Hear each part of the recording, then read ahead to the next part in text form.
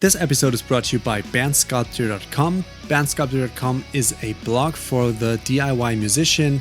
You can find out about how to build your DIY vocal booth. You can find out how you can find a band name. You can find a blog post that I did. You can find all sorts of things about the stuff that it is that makes us passionate about being in a band. These guys and I have started out around the same time, and then we found out about each other, and then we thought, why not do something together? Well, actually they approached me, so all the credit, all the power to them. Go check bandsculptor.com out. Tell me, tell them, tell everyone what you think, share it with your friends. And so hey, don't do this to your band family. Thanks for the love, for the Remy episode. We're close to 500 listeners on this one. This is insane. That is at least the amount that I can track. Thank you very, very, very much for this. I really appreciate it. So, the guest on this episode is an English gentleman called John Browne. He's one of those people that does all sorts of shit. You will find out how we met in just a second. He's the guitarist in Monuments, the brain behind Flux Conduct, and an overall funny person to talk to. And other than that, we have a lot in common, which is cool. And actually, my lady knows him for way longer than I do. That's just a funny side fact. Enjoy this episode. See you on the other side. Dick. Okay, so what did you have for breakfast today, and what did you do right before we were doing this? In all truth, I didn't actually have breakfast today because I woke up stupidly early and had to go back to sleep because I couldn't function. Okay. My girlfriend wakes up for work really early, normally 7:30, but she woke up at 5:30 today, and I was also awake, and then I went back to sleep for a little bit. I also worked on some new Monument songs, and for lunch I ate a cheese sandwich. It's like being on tour. It's like being on tour, except Yeah. except you can sleep in your own bed. Exactly. I'm on tour at home. So what are you up to right now? Like, what's your main project right now? Monuments 3 Okay. at the moment. So there's ideas for about 12 or 13 songs at this point. And it's just a case of finalizing them for vocals, basically. Okay, so how do you define an idea? Do you have, like, is it a whole song? Is it 4 minutes, 5 minutes? Or is it just 2 riffs? Some of the songs are completely finished in my eyes. They'll probably change after vocals go on them, but some of them, are just 2 or 3 riffs that sort of have defined the mood and where the song's going to go, and it just needs that, the last couple of bits to sort of tie it all together. So I'd say maybe 8 of the songs are finished, and then 5 of them are in the 2 to 4 riff stage. Okay. So yeah, it's going pretty well. I mean, a lot of the songs have actually been finished for over a year. They've been finished since January 2016. Okay. But it was just a case of, finding inspiration to sort of finish it. Yeah. Good old inspiration. It's hard, isn't it? Yeah, sometimes. It's really hard. Like, obviously I wrote Yet Sahara, but I don't feel like any of that was suitable for Monuments, even though it's kind of a similar sound. Yeah. I feel like Monuments just needed that extra oomph because, trying to top the amanuensis is going to be pretty difficult. So do you have any plans on how you proceed on this? Like, you're going to finish writing and then you already have where you're going to record drums, who's recording the drums, and are you... We're actually in the process of talking about that right now. So It's all dependent, obviously, on budget, but we've asked a couple of people if they're interested to do it. In playing drums or in recording? Recording drums, yeah, because we already have a drummer for Monuments. He just hasn't been announced yet. Okay. Yeah. But yeah, just where we're going to record, if we can squeeze more money out of our record label. Punch him in the face, man. Oh God, I'd fucking love to do that. No, of course not. I wouldn't do that. But it's in the final motions of what will be an album. So. Yeah, it's going well. That's what I'm working on right now, anyway. Sick. Okay. Yeah. Can't wait to hear that. I'm very, very interested. That's why I have you on. So. Oh, for Monuments 3. Yeah, I'm actually keen to hear it. I'm not keen about a lot of modern metal bands to hear, but I want to hear that. So thank you very much, man. I was thinking the last time we actually met was at Resurrection Fest, having beer at 11 of in the course, morning. yes. That's 2 years ago. This festival is on tomorrow again. Oh, really? So it's actually been exactly 2 years. 2 years. So I thought I thought we met in festival, between, but you actually met my lady in this festival in Cologne last year. I wasn't there. Yep. And the first time Oh, yeah, you weren't there. Yeah, I weren't there. But the first time we met was at Euroblast. Meshuggah was headlining, and you were the direct support. I had my... Oh, yeah. I think it was my second stage job ever. I had no idea what I was doing, but I just pretended. And you guys were playing. You did a good job, actually. No, the last time we played it, it was really good, which was 2015, I think. I haven't been there. Yeah, see? Yeah. I haven't been there. So that's when we met the first time.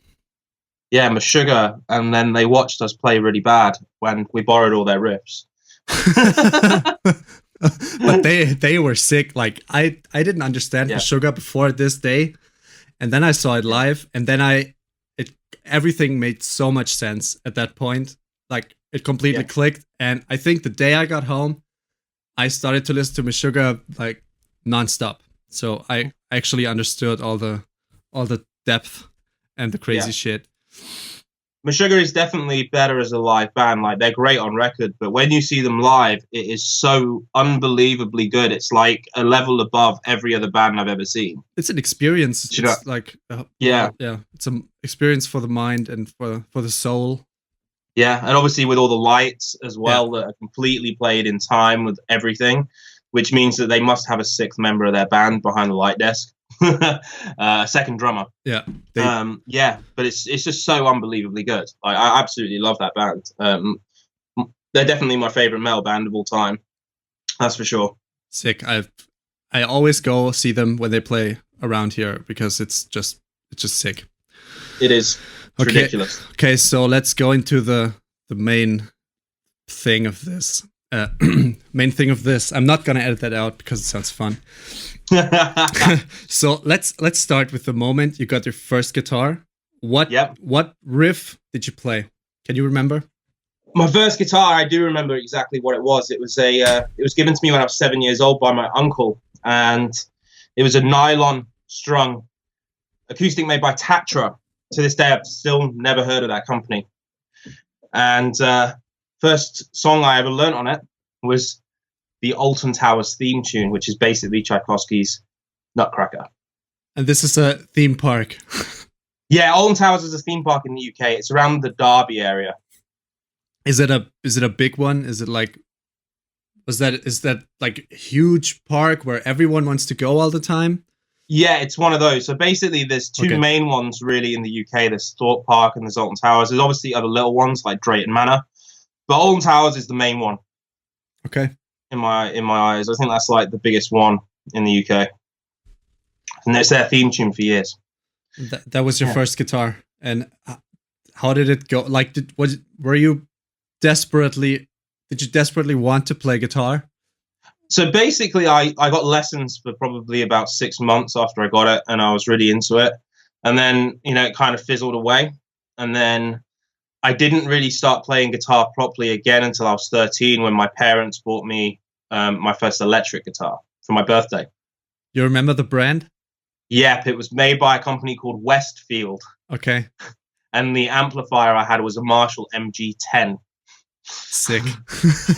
So bad. But the West, it worked. Yeah, I mean the distortion sound was absolutely vile, but it worked. And the guitar was basically just a Strat copy. It was. Yeah. But it was, of course, like if I don't think that anyone had a different style of guitar as a first guitar. I had a Strat copy as well. I think everyone had. My friend actually had a Tele copy. That's sick. Which was cool. Yeah, which was cool. At the time, I didn't like Teles, but now looking back, I'm like, yeah, Teles were cool. They're kind of cool, but it comes with the age. Like when I was 16, I wouldn't have wanted to play a Tele. Exactly. Yeah, I know exactly what you mean. It's definitely an older man's mature guitar, isn't it? I remember my red ESP LTD Viper 50. It was Oh so my cheap God. and sounded like shit, but I was so proud because all the metalcore bands played it. Yeah.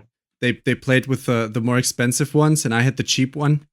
Yeah. I remember that. Cool guitar. I actually never had an ESP or an LTD. I've never owned one. Yeah, I sold it like 3 years ago Yeah.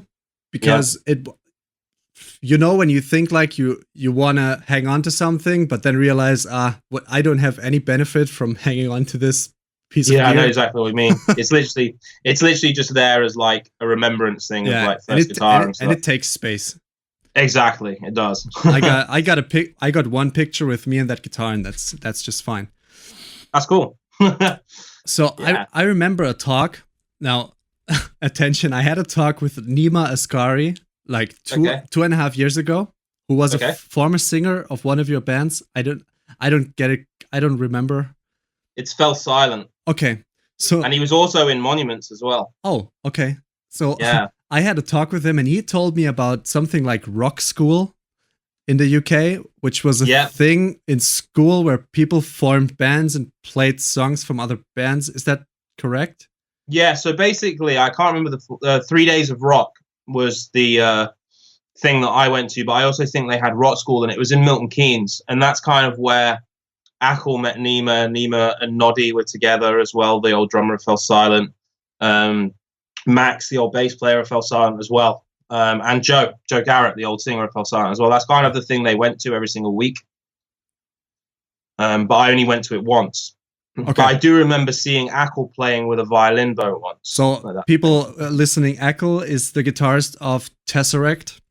Yeah, Ackle is the guitar player of Tesseract. And then Nima, Noddy, Max, and Joe were all in Fell Silent with me and Ackle.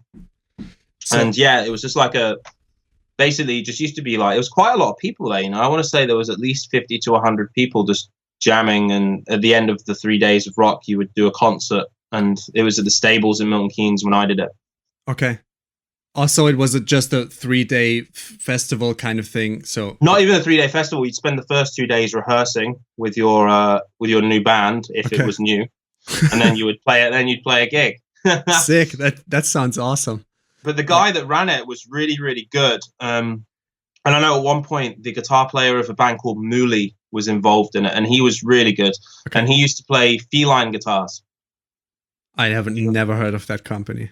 Oh, you should have done. They're the ones that make the Black Machine B6s. Ah, okay. And now I get it. That makes sense now. Yeah. So yeah, it was. I can't remember the guy's name. Junior, I think his name was. He played in Mooley. Mooley was a really cool band back in the day. Actually, really good band. And then there was a guy there as well. What's his name? I think his name was Dirk, that played bass, and he was really good as well. How old were you people back then? When I went, I think I was 15, 16. But I know the other guys went to that for years before that as well. But I didn't live in Milton Keynes, so I wasn't as cool as them. So Milton Keynes was the cool city to live? Milton Keynes, man. Everyone's trying to rip off that clean sound. Yeah, you all have it. So we're gonna get to that term in a second. And so in that age, with age 15, did you already know that you're gonna be a band guy? That's what I wanted to do. Basically, I know this sounds really, really, really like kind of queer, but the reason that I wanted to be in a band is because I heard Bon Jovi's "Living on a Prayer." Sick. That's an amazing reason. Yeah, and I was 12. I think I saw it on MTV or VH1 or something like that. And I saw it and I was like, and obviously Wanted Dead or Alive as well. And I was like, I saw them have their own play and I saw thousands of people screaming. I was like, I want to do that. Let's go. Little did I know that the plane is a 15-seater passenger van that you sleep on the seats in. You don't know. No one knows until he's there. And then the screaming girls are all guitar players asking what gauge string you want. Yeah. It's like gone from dream to nightmare. Can I have a pick? No, man, I need to buy those. Like I've spent money on this shit. We don't have a lot of money. So yeah, man. So that's kind of why I wanted to do this. Okay. That was kind of the first. But you always had the objective in mind to go big. Like you wanted to succeed, or I don't know how to say that. Of course, you probably have known that you're probably not be on a Bon Jovi level. Exactly, yeah. But you know, you can still want to try. You know, the Yeah. fact is, if you aim for the stars, you'll reach the sky, right?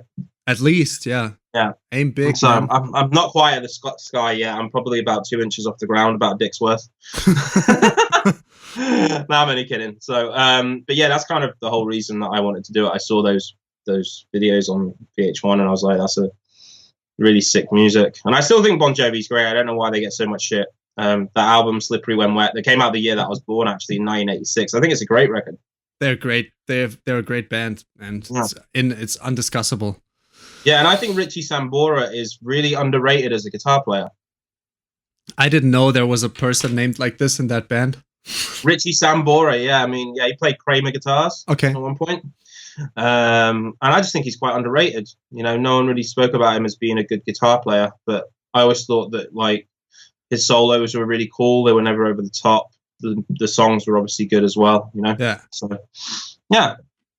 I like Bon Jovi. Sick. So was Fell Silent, was that your first band, or did you have other stuff before? I had other stuff before, but I won't talk about it. Okay. It was like, it wasn't anything like big. I mean, I had one band where we played one gig once, and then Fell Silent, which I joined when I was 18, just after I finished school, was the first time that I played in a touring capacity. Okay.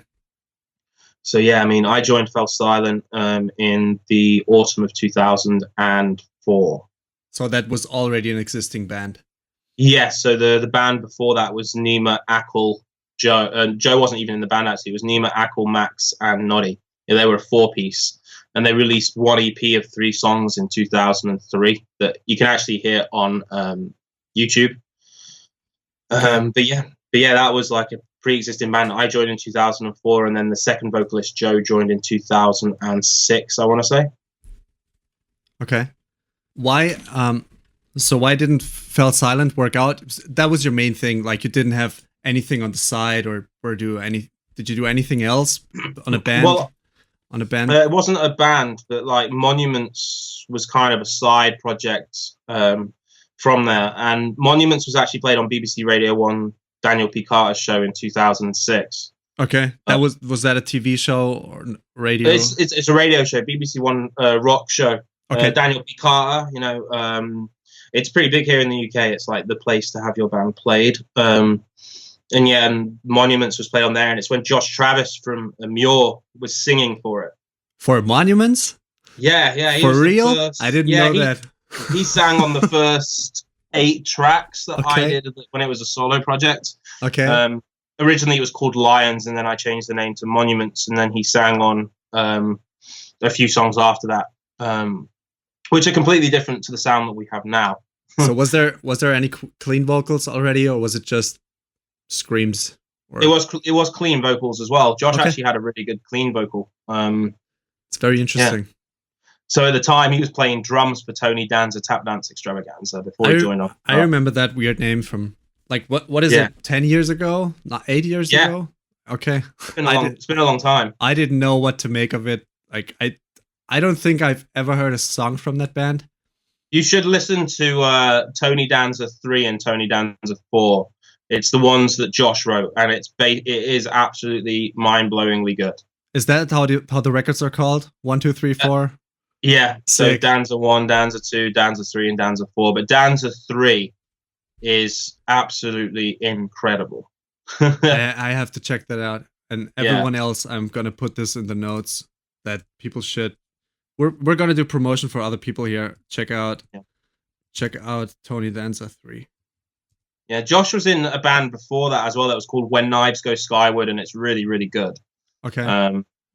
And then afterwards, obviously, he had Glass Cloud, and now he's in a Muir as well. Yeah. So you guys sent files back and forth because he's living in America, right? Yeah, he was living just somewhere in Illinois. I want to say Collinsville or something like that. I can't remember exactly where, but I heard his band on MySpace back in the day, When Knives Go Skyward, and I really liked them, so I sent him a message, and then I posted 4 instrumental songs on my solo project, and Josh hit me up and was like, "Can I please sing on this because it's amazing?" Nice. And I was like, "Yeah, do it." And then 3 days later, he sent me 4 songs back that he'd done vocals for.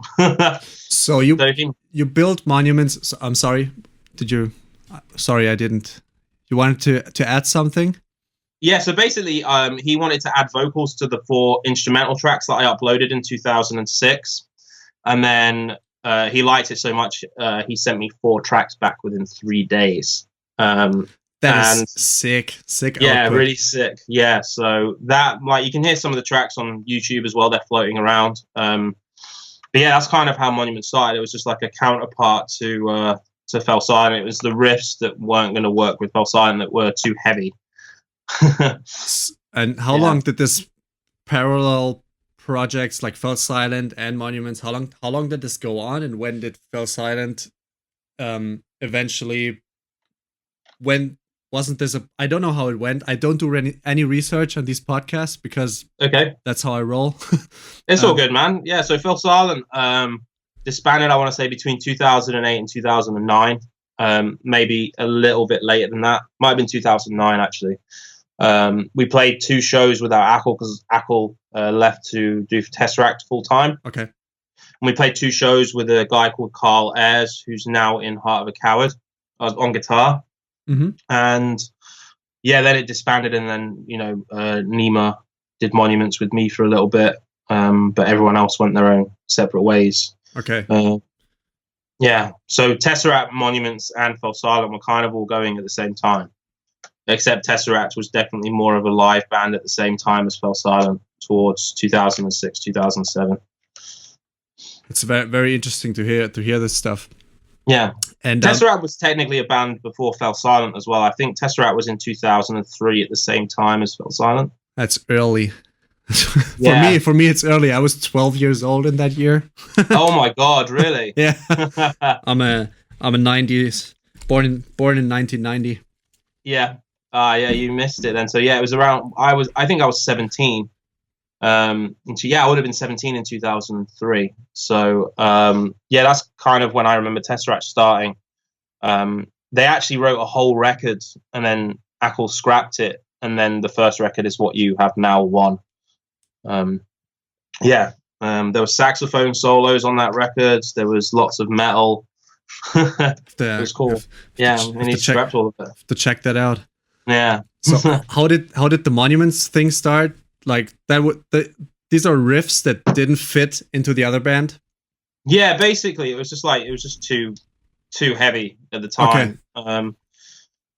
And then when Fell Silent sort of collapsed, I just continued writing, which eventually turned into Monuments. Now, one of the Monument songs that we played live, actually we did live with Fell Silent for those 2 gigs that we played with Ackle. It's a song called Memoirs. Okay, I know that one.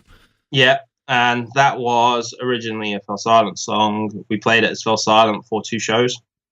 But then, obviously, because it wasn't going to be used in Fell Silent, we used it as Monuments because it was part of one of the original songs that I was using for the Monuments record. So did you already know where Monuments is going? Like the beast? Like what is Monuments gonna be? Yeah, like I mean, we went through a few different phases. Like Nima really wanted to add rapping to the whole thing, so it would have turned out kind of like Hacktivist, but I really didn't want that because I wasn't really into rehashing new metal. Trying to imagine your music with like the Hacktivist rap going on. There is actually a couple of demos of it, and there's one on YouTube of Memoirs. The first rendition of Memoirs has rapping it. Okay, so the journey of your band is basically documented on YouTube. Yeah, basically. Okay, sick. Everyone seems to get hold of the audio files, and I can't quite work out why. I probably sent it to everyone. That's probably what it was. But yeah, that's kind of how it started. So, Fell Silent disbanded. I had a bunch of songs, started, writing more songs. Mike Mallion, who was used to be drummer of Monuments, actually auditioned for Monuments years before and sent me videos via MySpace, saying that he wanted to play drums for it. But obviously, I never planned on it to be a live band. I always wanted it as a counterpart to Phil Silent, just as like my little outlet, basically. So yeah, I got hold of him. He came and jammed. Swanee lived in the same area as Nima, so that's how we met him. And then guitar players wise, that took us touring twice to find the right guy, basically, which was Ollie Steele. And then we got Chris on vocals after a couple of vocalists change, and yeah, that's been pretty much the Monuments machine. And that's been all been happening around the London area, right? So that's where everyone was. No, actually, when Monuments started, Nima lived in a place called Spalding, which Swanee still lives there, actually, and it's just outside of Peterborough. So it's more Midlands of England. Okay. Then Mike's from London, Ollie's from London. I live in North England now, and then obviously our new singer now, Chris, lives in New York. Yeah. And Chris was in Periphery before? Like, he was, Is that how you knew him? Oh, you actually played with Periphery, am I right? Like I played with Periphery, but it was after Chris wasn't in the band anymore. The reason why we got to know Chris is because he filled in for the Harp Machine on tour with Born of Osiris and After the Burial in 2013. And he was just a great live vocalist. Like the guy can great, sing. And like you've even as a male, you fall in love. Like if you see it just happens, man. Just he is really, really good live, like really consistent, a really good front man. Yeah, amazing. And like without being biased, I think he might be the best one in the genre in terms of every part of what a front man is about. He's just really consistent every single night. He takes his voice seriously, warms up for an hour every single show. And he always does the crazy shit like crowd surfing, getting the crowd involved and stuff like that. So it's pretty much all the qualities of a frontman that you want. You even need to make the crowd move in, but not just focusing on that, and also having really consistent live vocals and live screams. He's got it all. It's pretty sick. It's killing it. Killing it. So in all of that time, how did you sustain yourself like that? I mean, you took it serious pretty early, or not? Yeah, fairly early. Yeah, so I'm guessing you're talking about sustain as in financially. Yes. So I've had some really shitty part-time jobs along the way, which obviously you have to do. Yeah, absolutely. I know how not well this activity pays people. It's not paying well. I want everyone to understand that. There's a lot of passion, and metal bands basically cannot sell out. You can't sell out because there's not enough money to sell out on a musical way. Yeah, exactly. It's not possible. So don't tell. Exactly. Yeah, don't tell people that they sell out because they don't have a lot of money on their bank account. Exactly. Just basically, part-time jobs when I was in London.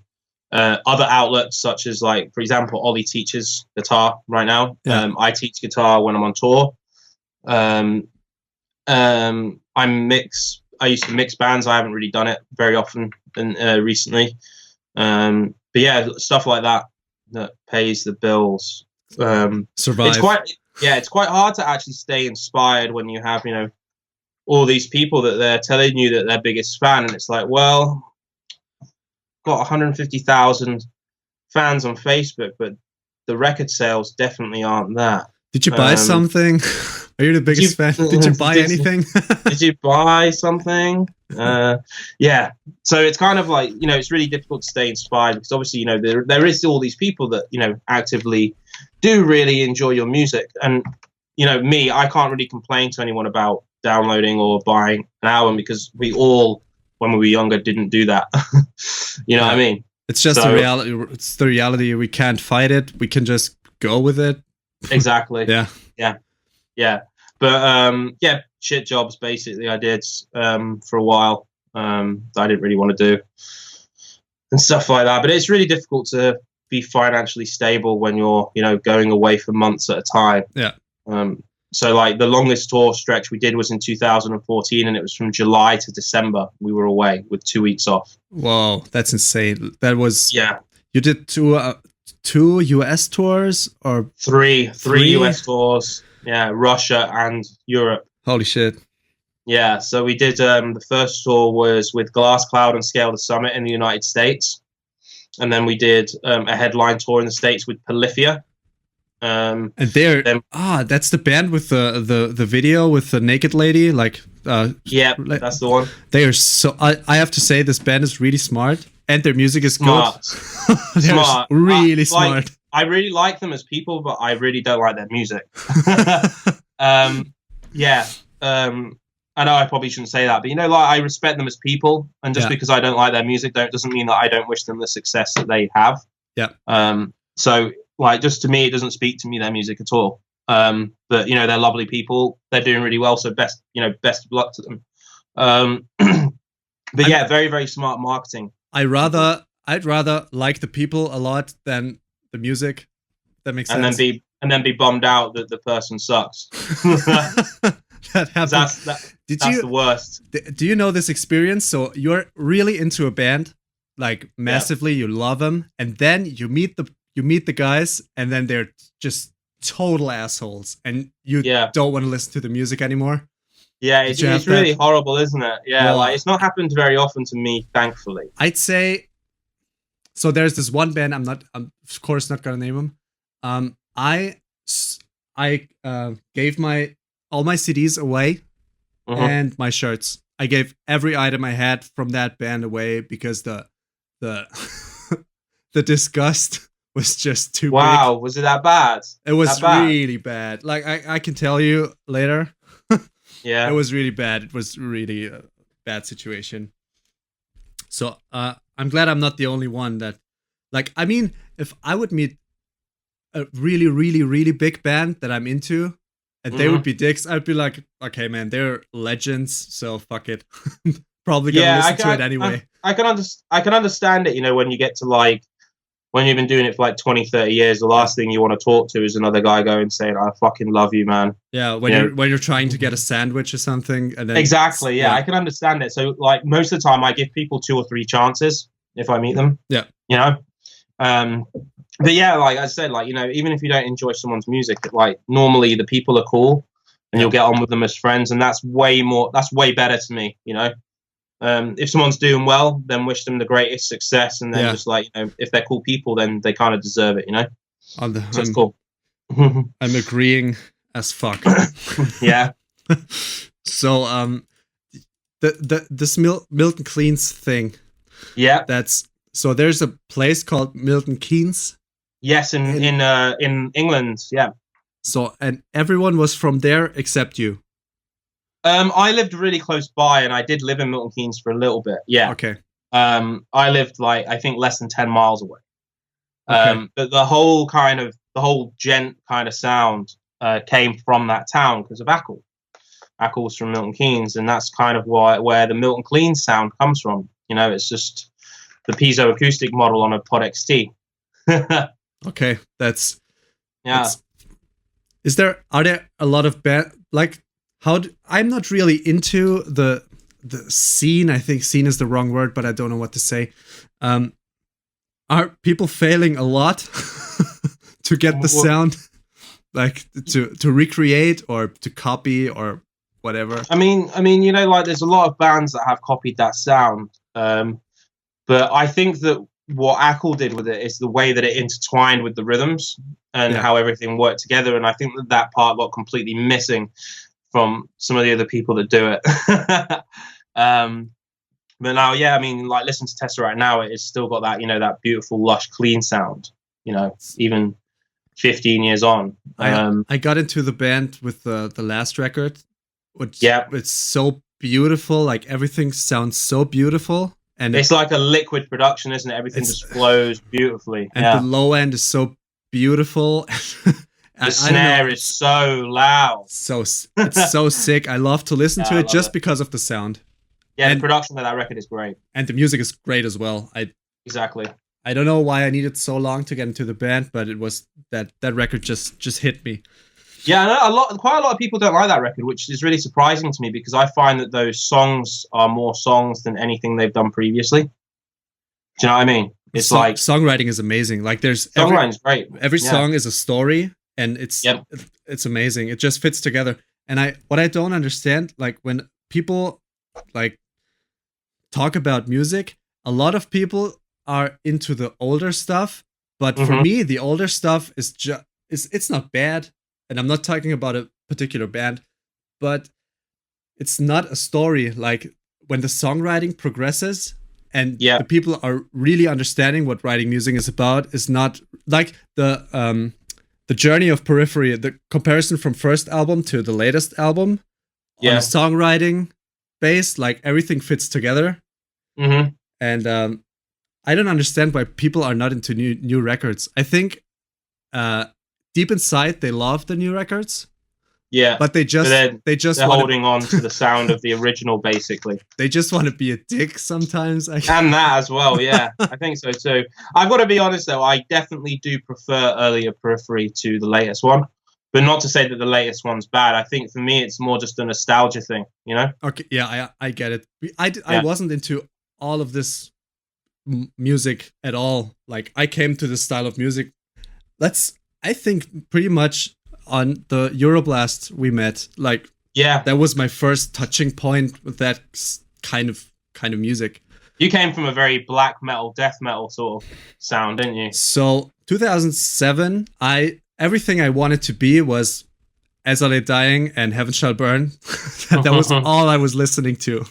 And this progressed into extreme death metal, and At the Gates was probably the biggest band for me for a long time. Their 20-year-old record still is the biggest thing for me. So that's where I'm from, like Swedish death metal, and then Scandinavian Gothenburg sound. Absolutely, that's where I'm from. So was it Slaughter of the? What was the name of that At the Gates? Slaughter of the Soul. Yeah, Slaughter of the Soul. That's the one you're talking about, right? Yeah, that's my.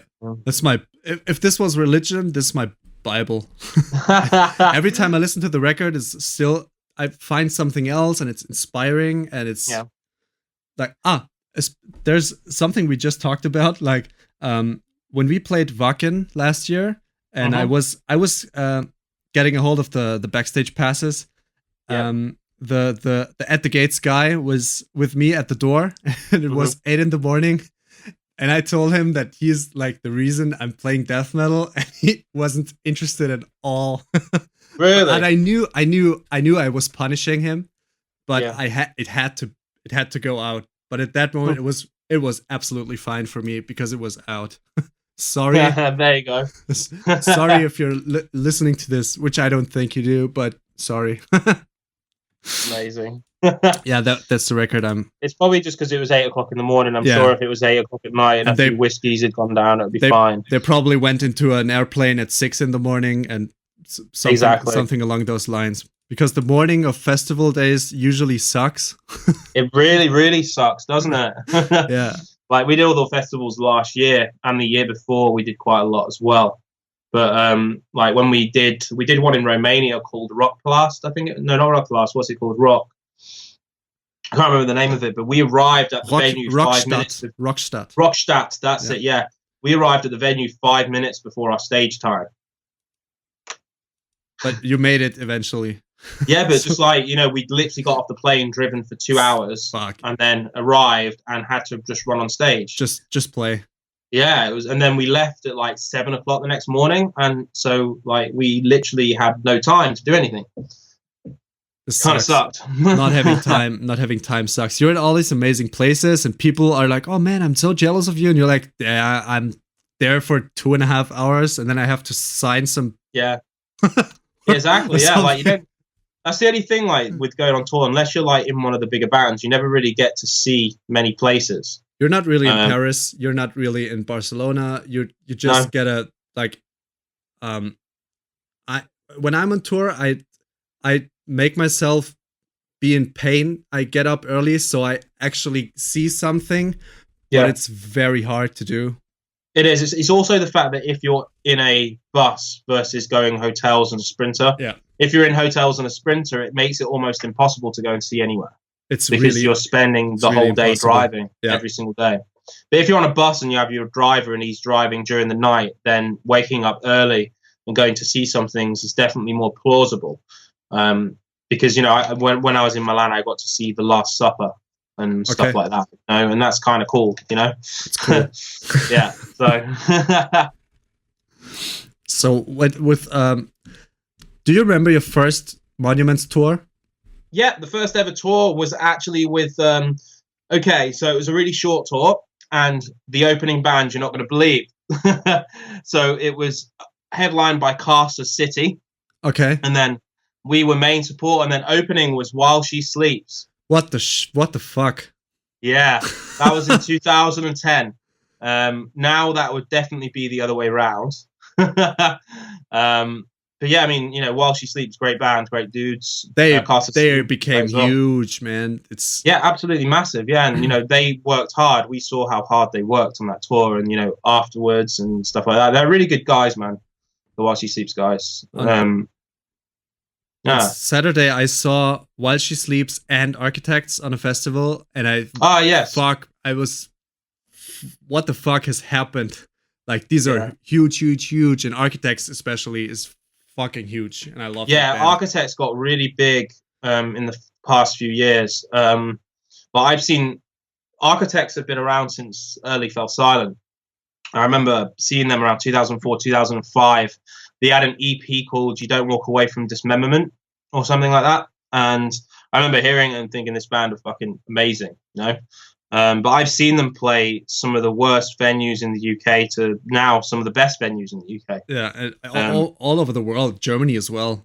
Yeah, I mean they play. You know, they would headline at Essig Fabric, wouldn't they, on one of their shows, or they headlined the Live Music Hall in Cologne already, which is 1,400 people 2 years ago. Yeah, so they are already settling into that level, which I'm so happy for them, because I know how it is to play in a metal band. Yeah. I mean, they just headlined. Well, I think it was last year. Now they headlined Roundhouse in London, which is 3,300. I saw the footage. Yeah, that's sick. Crazy. Yeah, but I mean, they've been at it a long time, so you know, fair play to them. You know. Yeah, absolutely. Yeah, they've earned it. So your first tour, that was a short tour? Yeah, it was only like 5 shows. So we were playing 4 songs on that tour. But immediately after that tour, we got offered our first European tour with our agent that picked us up, Marco from Avocado. Okay. And we toured with Winds of Plague headlining, Stick to Your Guns as main support, and then a band called For Today, which obviously, listening to all those bands, we were completely out of place. You know? Did you open, or? Yeah, we opened. Yeah. Did anyone even understand what was going on, or is it like a situation where everyone just stands there and you're like, gonna maybe raise some metal horns, but it doesn't make any sense? Yeah. Well, basically on that tour, most of the crowds, especially in Germany, would just stand there with their arms crossed because they didn't know where to flail their arms and legs. Yeah, they want to punch them. Yeah, they wanted to, you know, they wanted to break down, beat down. So yeah, it was kind of a weird tour for us, obviously, because no one really got it. Like, but then after that tour, we got offered the Periphery tour, which was a lot better for us. You know, obviously it fit. It was Periphery, Tesseract, Monuments in Europe. In the UK, and then in Europe, it was Periphery, Monuments, The Safety Fire. Okay, so Periphery haven't been around here a lot, right? Like they just did a tour. I remember that. Yeah. But in the meantime, they focused on the US. Yeah. So did Periphery kind of come up at the same time? Like, were you aware of each other? Yeah, I mean, I've known Misha since 2003. Sick. That's long. Yeah. So basically, back in the day, you obviously had, you know, forums instead of, you know, MySpace and stuff like that. So everyone kind of met on the Meshuggah forum. There was a Meshuggah forum? Yeah, cool. There was. Yeah, back in the day. Sick. Yeah, it was run by a guy called Tangent. I remember that. And I can't remember his name right now. But yeah, like Paul Ortiz was on there as well. Like Paul Ortiz's first record came out in 2003. So technically he beat us all. That's the Chimp Spanner? guy? Tim Spanner, yeah. Okay. So 2003. All the band guys were in all the forums back then. Yeah, basically, yeah. 7-String or Harmony Central and Meshuggah Forum were the 3 ones that I used to visit. It's nice and, that all of you people met because you played 7-string guitars. Yeah, that's basically it. We just like played this style of music that was starting to, make waves on those forums. Like, if you think that in 2003, 2004 was when it kind of started, that sound, no one really cared about that sound until 2010. Why was that? Well, Periphery 1 came out in 2010. Okay. So, like, no one really paid that much attention. Like, the Fell Silent album came out in 2008, but no one really paid that much attention to it. Maybe a little bit too early, So they kicked it off. Yeah, I think that the Periphery were what kicked off the whole gent scene. Okay. Yeah. And you were... Even though there was gent bands before, or there was albums that came out before their first album, it's just that's what everyone sort of warmed to, I guess. So then it was defined in that point, but the name maybe wasn't around already, like that gent, or was that a thing back then? Yeah, gent is actually mentioned on the Chaosphere DVD when Frederick's explaining his sound. And he's explaining it as like a gent. Yeah, that's kind of, I think Misha took it from there. Okay. I can't really completely remember. But I'm pretty sure it's on the Chaosphere DVD, but I might be wrong about that. So if I'm wrong, I'm sorry. Okay, that's totally fine. Let's jump to the Amanuensis 2014. Yep. Was that 2014? Yeah, that came out in 2014. Yeah. And that was when it kind of took off, or can you say that? Yeah, for us, I mean, obviously we had quite a few tours on Gnosis. But I feel like that Chris's vocals on the Amanuensis sort of like took us up to the next stage that we needed to sort of advance further. And, from the Amanuensis, we went on 7 tours in 2014. It might have even been 8 tours. That's so sick. Like I would be straight up no. Now I would, I'm not going to do that. Yeah, but in 2014 I would have done it. Like, let's go. Exactly. Like, so we did a tour with Protest the Hero over the summer. We toured with a German band called Dioramic actually as well, with Paul and the Arkady and the brother of Zed. Yeah, the brother of Zed. Yeah, Arkady. Yeah. So we toured with them in the May, just before the album came out. Then we toured with Protest the Hero just as the album came out. Then we did, a bunch of smaller festivals in the UK. And then we did the massive tour, 5-month tour. So, yeah, we were away for a lot that year when our album came out. Were you? And then obviously in 2015, we did Carnival and Soundwave and stuff. Oh, I remember that. I've been on in Dortmund. Yeah, you were there, yeah. Yeah, I was there. That was sick. Yeah, it was cool. I mean, it was pretty horrible to play before Carnival because they're really good. Because they're just an amazing just an amazing live band. Yeah, it was really difficult for us, well, for me anyway, to like try and be before how great that is, But yeah, I mean, we did a lot of touring off the Amanuensis, and it was received really well. So hopefully the next record will be received just as well, So is your goal to reach that amount of touring as well? I guess not. No, I'd much prefer to do like more strategic tours, I guess is the right way to put it, because we lost so much money on the last record cycle, mainly because we didn't get paid by Soundwave, and because they liquidated. It's another interesting story. Yeah, that's another one for another day. But yeah, so basically we just want to be more strategic, make sure it makes sense financially, and also is this going to help us get to any other place on our career, Yeah. So it was hard to sustain like you all had to live somewhere, you had to pay bills and everything. Did that work out, or? It was really, really difficult, man. Yeah. I mean, just as Swanee was living on his dad's sofa. I was at my mum's house for a little bit, and I was age 30.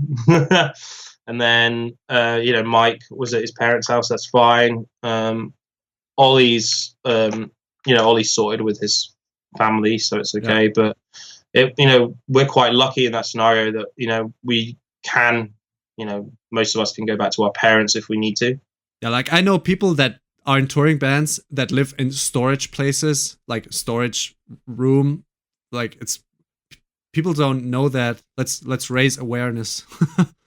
Wow. It can be pretty fucked up, man. Being in a Yeah, touring band, you don't know how to pay shit, and there's some real psychological holes you can fall into. Definitely. It's a very, very hard subject that.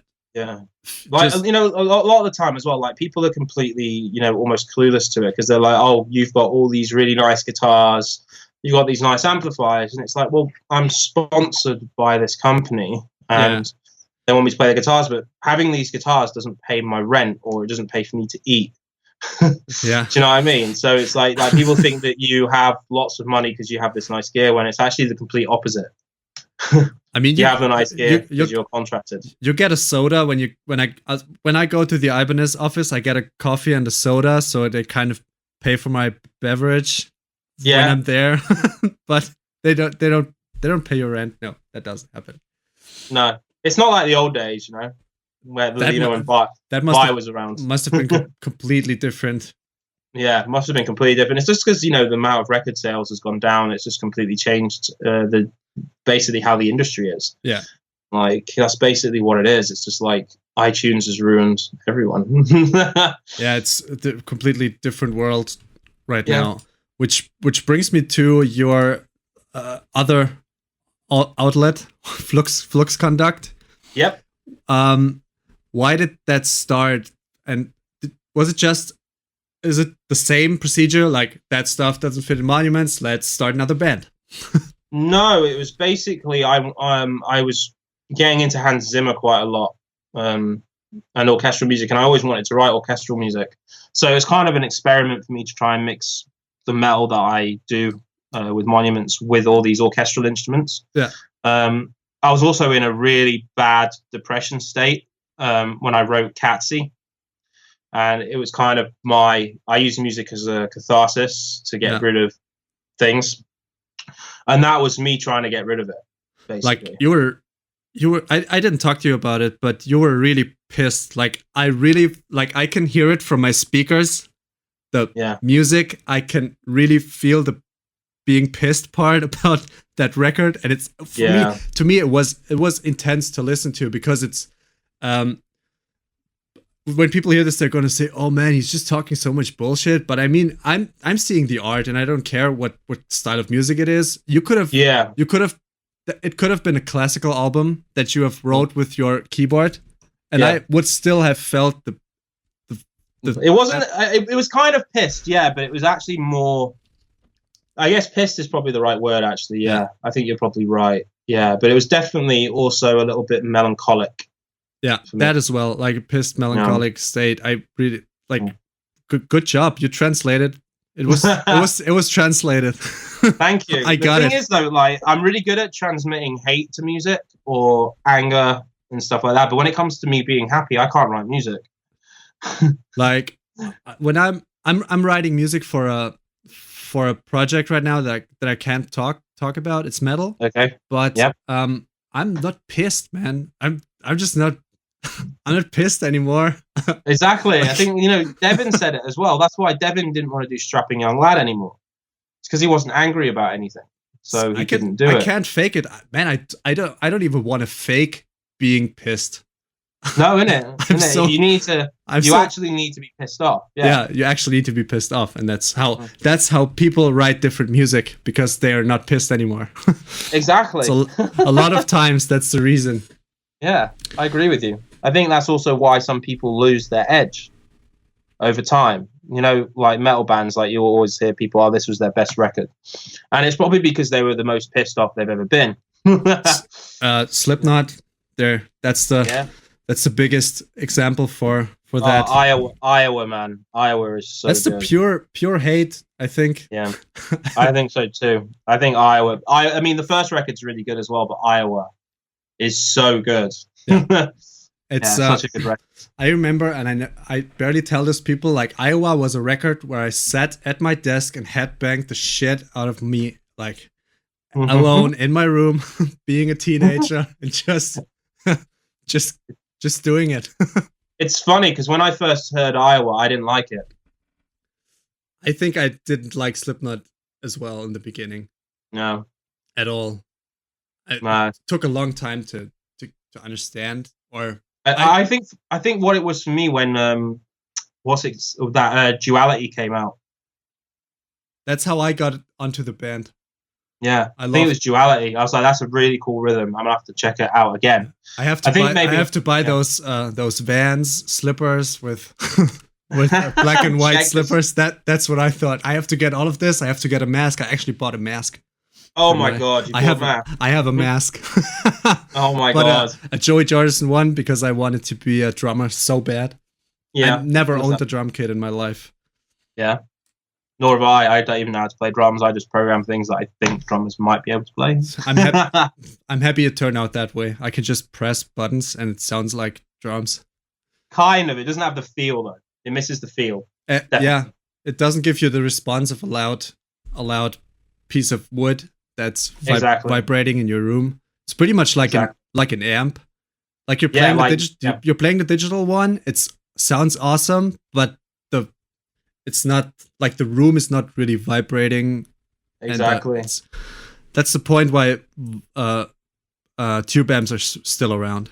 It's because it moves air. Yeah, that's what's missing in the recordings of digital. Like when you hear an amp with coming from a mic, it captures the room that the amp is in as well, and that's part of the sound that everyone likes in their guitar amps. Like when you hear Gojira records like Le Font Sauvage or The Way of All Flesh, you can hear the room sound in the guitar amplifier. Sick. And it's so sick. And the wood is moving, and that does a different sound to the air, and that's a whole different thing to talk about. Yeah. If anyone ever says again that modelers are better than tube amps, they're fucking stupid. It's really stupid. I mean, so fucking stupid. Sending it through a cab is the main difference. Yeah. Actually moving the air and making it magic, and it's not the same every day. Like you can't recreate. Oh, whatever, man. This is a universe talk. It's endless. It is endless. Yeah. The only way that modelers will get to the same level as tube amps is when they can completely quantum work out the environment around it. Yeah. And recreate it. Which I don't think will ever happen. It will probably happen at one point, and the robots are gonna kill us all. And that's fine. Yeah, kill us all. I'm not even mad. I'm just gonna enjoy the time. As long as I'm on this planet. As long as I get to watch Theresa May get stabbed, it's all right. UK, it's a special country. It is. So, was your goal always to be a guitarist? Like in the state you are in right now, you're doing so much stuff, and I don't think you have a shitty part-time job anymore. No, I don't have a part-time job. Obviously, there's things that I do. A couple of things I'm working towards right now as well, which I can't talk about right now. Yeah. But I'll tell you after this, so you know. But yeah, a couple of little things that I'm working towards. Like obviously, Monuments will be there, writing new music and stuff like that. But it just doesn't pay the bill. So you've got to work out other outlets. So that's what I'm working towards right now. Some other little things here and there, basically. I have a signature guitar through Minez, which helps as well. So that's cool. So you're not poor anymore. You can. I mean, I'm still poor. Yeah, I can afford my rent. That's amazing. Yeah, that's good. That's all I wanted to ever do actually for music was pay my rent. Pay my rent. Have some food. Yeah. Eat maybe once a month. Go eat something cool with the lady, like basic stuff. And maybe go on holiday once a year. Yeah, like normal people. Like we're going to Thailand for 3.5 weeks, and amazing. I mean, I got the flight covered, but I still have to figure out how to get to the spending money. Exactly, dude. I've been there. I went to Cambodia last year for 3.5 weeks, and spent a lot more money than we thought we were. But luckily, I actually had the money, which I'm actually still amazed that I did. to be honest. I don't know why. I'm just gonna wait for magic to happen. And actually, normally that's what happens to me. It's really weird. Like when I'm broke, I normally just like something will come along that will help me out. Something happens. Yeah, it's really weird. As long as you have positive vibes, you know, Yeah. you're not like constantly worrying about it. It'll just happen. Like, I mean, I'm working from home, doing a lot of different weird stuff that people don't really think I'm getting money for. Like, that's the thing, and you can't really explain anyone what you're really doing. Like grown up people that have a regular job. So 2 months ago, it was 1 month ago. I was at a point where I realized, okay, I don't know how. Okay, let's see what next month. Let's see what happens. So 5 minutes after that, I got a tour management offer for Bonnie Tyler, and I was like, okay, dude, that was weird.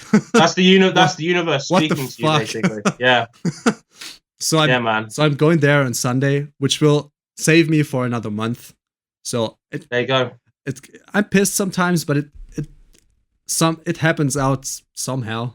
Yeah, I mean, what would you rather? Would you rather be a slave where you're spending 9 hours a day somewhere where you don't want to be, or struggling just a little bit and then, you know, letting the universe do its thing? Always struggle a little bit.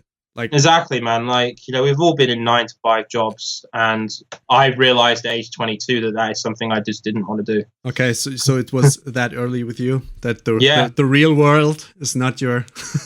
I mean, I've thought about this since I was really young. You know, it's like, why do I need money to eat? It makes no sense. You know, it makes no sense. Like, why do I need money to drink water when my body needs water? So I'm waiting in the next few years for when Donald Trump and Theresa May try and tax air. You know, like it's literally turning into Total Recall. It's actually kind of insane if you actually take a step back. But most people just say, "Oh, that's the way it is." But when you actually take a step back, it's actually kind of insane.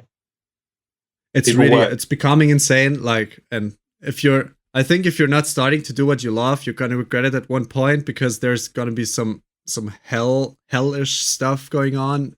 I think so too. Yeah, I totally think so. And I'm trying to convince my significant other to move to Asia or something, like an own island, and build our house from wood. Just chill. Do that, or even just in a forest. I mean, I know we probably sound quite crazy now to the populace, but I don't know. I just think that it's it's just a little bit weird. You know, like people, you know, go to work 9 hours a day, spend their own money to get to work, and then are told what days they can have off. I don't really understand how that's any different than slavery.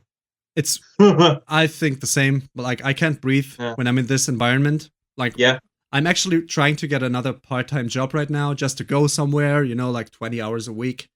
Yeah. And when I have those job interviews, I have very good talks. Like, it's very entrepreneurial, and like you're talking about, like, I get along with these people very well, but they do not want to employ someone like that, because they know that you're gonna hate it. Yeah, they want to employ just like someone that's going to be a statistic. Yeah. Basically. It's someone who's just got to work out. Exactly. Make it work and don't complain. Like, I can't. Yeah, it's another. We're going to the edges of rabbit holes here. I think so too. Yeah, deep down the rabbit hole, Alice in Wonderland. Yeah, loads of pictures of flygaric mushrooms. Yeah, it must be happening somewhere. Yeah, I know. What would you tell your 10-year younger self? Don't fuck up. Don't fuck up. Yeah, don't fuck up. What else would I say to my 10-year younger self? I remember you told me a story about Rob Flynn telling you to not fuck up.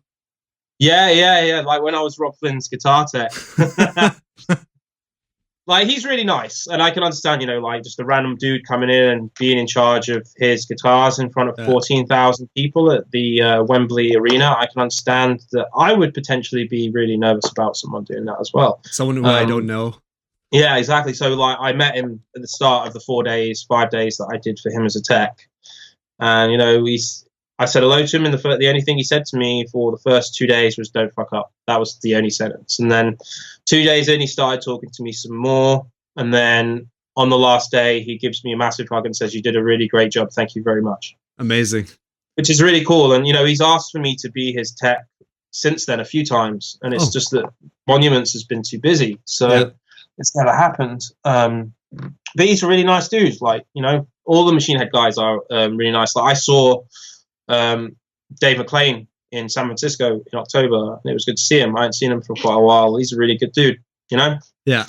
It's like, as I said, most metal bands, like most people you meet will be really nice people, you know? So I guess that's why I always give people 2 chances. He had his second chance already. I always give second chances as well. Yeah, it's the best way, because you have to allow people. It's a bad day and stuff like that. Yeah, so absolutely. But yeah, no, he's really nice. It was really cool to work for him. It was really cool to be his guitar tech. Got to see some cool shit. Nice. Yeah, it was cool. But don't fuck up. That's what I would tell my 10-year younger self. That's interesting. I never had that on the show. Like, everyone's like, "Oh, be patient, chill out, don't be too hard on yourself." That's what I would tell myself. Yeah. That's like, don't fuck up. That's I like it. Well, if you know the album Catsy, obviously, the symbol on the front of the album cover, it's like a circle with turns in it. That symbol is actually from the Hopi Indians, and it actually means life. And the turns on the maze represent the choices made in life, and then the middle is complete contentment. But you'll notice that you can never reach the middle. So basically, life is just a maze, and each decision you make is a turn in that maze. And I think that's kind of like a really cool way to view life. Yeah. You're trying to reach contentment, and every decision will take you towards it, regardless of what decision you make. So yeah, I kind of like, don't fuck up. Like, it's just like pretty universal. It's like, try not to do anything that would, hurt anyone else or yourself. Yeah. It's cool. What makes you angry or disappointed about other people coming up in the music scene, or in the YouTube scene, or in the gear review scene? Like, whatever comes to mind. Most of them can't write music, and they're not self-aware about that. Like, they don't check out their own stuff. They're not critical about themselves. And it makes me so pissed. Yeah, for me, it's like, I spent years like being really like, fair enough, people don't like the music that I write, and I can understand that. That's just personal preference, though. You can't really say that's shit just because you don't like it. But like, I've got a pretty wide demographic of music that I like, and as I said before, like, I will, even if I don't appreciate someone's music, if they're good people, I'll like it. And if lots of people like it, then I'm just like, well, it must be good, because people are liking this music. And I can say that for quite a few artists now. They're doing really, really well, and I just don't like their music. And it's not me being a cunt, but I won't go on the internet and say your music's shit, because it's not. Yeah. It's obviously not shit. It's just that I just don't personally like it. And for me, though, some of these guys coming up on YouTube literally can't write music. Like, and I when something's good, I'll know it's good. You know what I mean? I'm not saying that, that's what the universal thing, that my saying is the right opinion. Yeah. But when something's good, right? Like the first time you heard Meshuggah, you didn't like it, but you knew that there was something good about it, and you just needed a bit of time to mature. I needed to understand it for myself. Like, I needed the identification with myself. Like, I just needed the path to it for me. Exactly. So that's kind of what I'm saying. It's like, when music's good, even if you don't like it, right, that's really well written. It's really well performed. You can tell that they mean exactly what they're doing. But some of these guys on YouTube, it is fucking shit. Yes, it is. It's so fucking bad. And I know that sounds horrible, but it's so fucking bad. Yeah. And I don't really get some of it. Like, like some of these reviewer guys, they don't really ever review what they're doing either. They just kind of play and talk about what they like about it, but it's not really a review. You know what I mean? It's something that I'm working on as well, because I'm obviously doing certain things on YouTube, and I don't like saying negative things about things, because I kind of wish that we lived in Horton Lives. Have you ever seen the film Horton Hears a Who with Jim Carrey as the elephant? I don't know if I saw it. The moral of the story is that Whoville, it's a town on there, and it's only ever positive news. And, we are in a place where it's always negative news. So I've been trying to focus on only reviewing things that I can say something positive about. Yeah. And even if you say something positive about it because you like it, that's good. But some of these reviewer guys don't even say anything like that. They literally play a couple of riffs on the guitar, explain what the guitar is, but don't say exactly what they like about it. They don't explain their chain that they're using to even get the sound, so you don't even know what it is. Yeah. Do you know what I mean? So, yeah, I guess for me, I'm just like, oh, God, can you write something good? Can you put some effort? Yeah, can you please just, like, spend 5 extra minutes on that? Yeah, as I said, I said maybe I'm in the wrong. Maybe what they're writing's great and I'm deluded, but I don't think that's the case. Maybe we're all deluded. I don't know. Yeah, maybe actually that's maybe what it is. But yeah, I guess as I said, yeah, like some of these guys, like I try and remain positive about most music, but some of it's really bad. Yeah, and if it's bad, I don't say anything. Like I won't say it's bad on the video or anything like that. I'll just keep that to myself. Yeah. You know what I mean? There's no point spreading any hate, because if they're doing well, good on them. They've done something right, Not providing anyone any value with this. Yeah. But people like that, for example, like PewDiePie. Yeah. Like, he's annoying as fuck, but he's doing really well. And I've actually watched some of his videos because my other half really likes to watch his videos. And you know what? I have a lot of respect for that man. Like, I do too. After watching him, I was like, okay, yeah, you're annoying as fuck, but at parts you're quite funny. I can understand why people enjoy this entertainment. Yeah. I watched him playing Resident Evil 7. I thought it was quite funny actually. But yeah, maybe that's why I don't really say anything negative. But if someone says something negative on my videos, then I'll throw back some negativity back at them, Yeah, or make a joke out of it. Like, you can be so exactly. You can be so brilliant with fucking those haters up. I know, it's just like you can't just say it's shit and not explain why it's shit. Yeah. I think that's just like, well, why is it shit? Like, and then they delete their comment. And then exactly. They're gone. I think some of these people just want some sort of. I've written a song about this actually. It's actually In Pursuit of Happiness. And I think it's got something to do with envy. Yeah. It's the first track on Yet Sahara, and it's about how people will say negative things because they want a flicker of the success that you've had. It's almost like their way of trying to like get some attention, Yeah. And I mean, there are some people they try to get a hold of, like bigger musicians and everyone, and it's not working with being negative. Like, they will read it, but they're gonna think you're a dick. Exactly, and if they do, it's like, well, if I was like Metallica or Kirk Hammett or James Hetfield, it's like, well, I've got more money than fucking sense, so fuck you. Yeah, fuck you. What does your opinion matter? I've got a '59 Les Paul. Yeah. And 72 cars, and exactly. I'm happy. Why do I need to listen to your bullshit? Yeah. I'm happy. Metallica changed the face of metal. It's like you can't just say something shit, man. You literally just can't say that. You have to give a reason as to why you think it's shit. Absolutely on the same page. Yeah, like as I said, the reason that I think that some of those YouTube guys are coming up is because I just don't think that they've really spent the time thinking about the song that they're presenting to YouTube or the world. Yeah. That's the reason that I don't think. But I will never say that on their, I won't go on their YouTube video and say, you're fucking shit. I'll just keep that to myself because it's not really beneficial to anyone in the world. Not even to yourself. Not even to me. No, it's going to cause me hassle. Do you know what I mean? So just because I really wish people would actually think about what they write on the internet sometimes, but they don't. Like, exactly. Anyway, enough negativity. It's getting worse. Yeah, it is. So, it's getting a lot worse. Yeah. Is there something that you wish you would have done earlier, started earlier, or realized earlier? Anything come to mind? Yeah, I really wish that I would have learned to use my camera earlier for like YouTube videos and stuff like that. Yeah. I really wish that I just had I'm pretty lazy with learning new stuff, and it's not necessarily lazy. It's more just like I see the bigger picture on how long it's going to take, and then taking that first step makes it difficult. Yeah. But then once I've taken the first step, then I'll get well into it.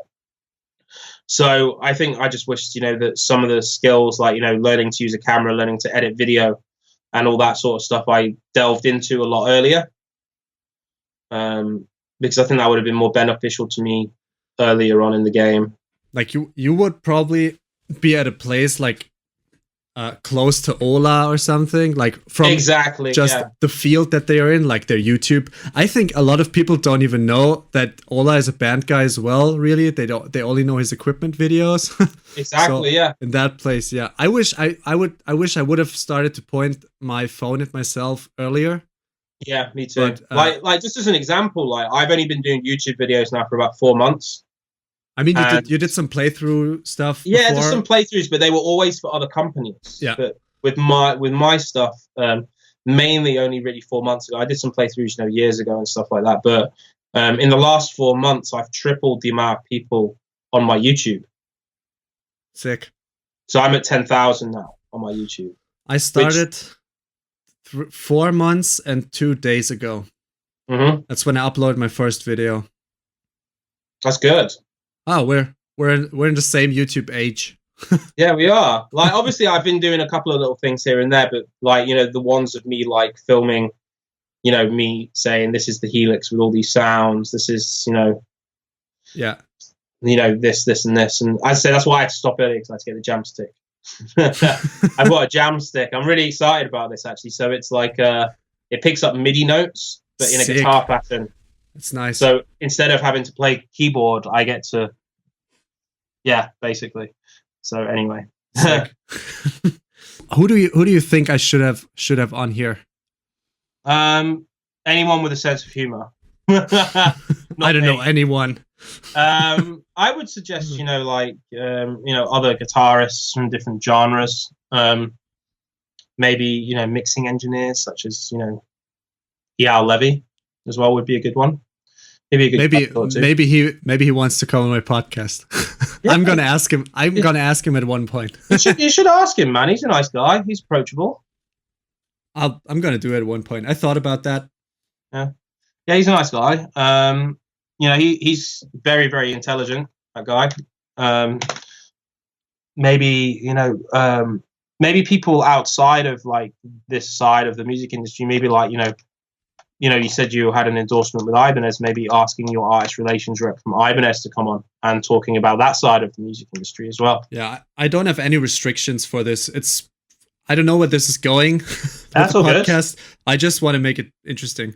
Yeah, that's cool. So where should people go to find you? What's the so obviously I have my own YouTube channel, which is John Browne. Yeah. You can easily search my name. Don't forget the E on the Browne. Then I've got, Flux Conduct, facebook.com/Flux Conduct, facebook.com/This Is Monuments. You can find me on Instagram, Browne Monuments, I think. You just, look for the guy with the big hair that should be black but is white. Everyone look for that guy. So thank you very much for doing this and sharing wisdom or fun with my small audience. It's all good, man. Thank you very much for having me. It's good to be on here. Good to chat to you. You're very welcome. Hey, thank you very, very, very much for digging in, for listening to this point where you can actually hear this. And I think this is only 40% of the people maybe that are listening to that. I don't know. Go to John's everything, give this man money. There should be his PayPal somewhere. Buy stuff off of him. Give him money because that's how it works. If you would be so kind and rate this podcast and show it to your friends who might be interested, it would mean the world to me. And make sure to tell me who you want to have on, who you want me to have a conversation with. So, without further ado, I'm gonna say goodbye and wish you a great week at whatever point you're listening to this. And thank you very much for supporting me.